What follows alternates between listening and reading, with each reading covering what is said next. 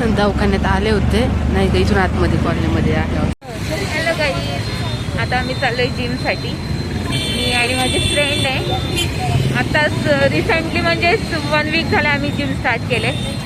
पण खरंच जो कॉन्फिडन्स होता जिमच्या अगोदर आणि जो नंतरचा कॉन्फिडन्स आहे ना, खरंच एकदम लो होत चाललाय. पण नाही, प्रयत्न चालू आहेत आमचे की चांगली जिम वर्कआउट करू शकतो.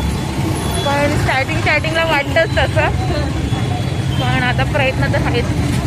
जिम जायचा एवढा कॉन्फिडन्स होता ना बाई, तुम्हाला सांगूच शकत नाही. सगळा गेला. कारण का कसं, एखाद्या गोष्टीमध्ये आपण करत असतो, ते आपली गोष्ट माहीत नसते की आपण नेमकं काय करतोय.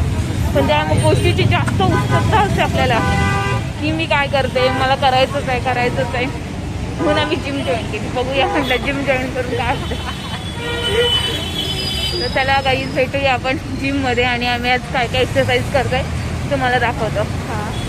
आणि खरं म्हणायचं गेलं ना, आमचे ट्रेनर आहेत ना, ते एकदम सुपर्ब आहेत. म्हणजे आम्हाला चांगले प्रकार करूनच घेतात आणि आम्हाला चांगले शिकवतात सुद्धा कसं करा म्हणून. म्हणजे ते चांगलं लक्ष पण देतात आमच्यावरती की असं करू नका, ह्या गोष्टी करा, ह्या गोष्टी फॉलो करा. सो खरंच ते चांगले आहेत. आणि चला आता बघूया आपण जिममध्ये करायचं, तुम्हाला एक्सरसाइज दाखवते आणि आमचे ट्रेनर पण दाखवते. तर चला बाय, भेटूया आपण जिममध्ये. छान वर्कआउट वगैरे करून घेतले आमच्याकडून आज बरं का. 7.5 किलोचं डंबल उचलून लागलं नाव बेकार नाही का. माझा भाऊ येतोय मला घ्यायला. आता कुठपर्यंत आलाय काय माहिती.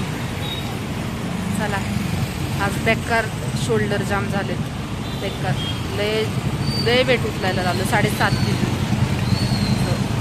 हाय फ्रेंड, माझ्या लाडक्या पालदीला लाईक, शेअर आणि सबस्क्राईब करा. माझं पिल्लू येतो माझ्या.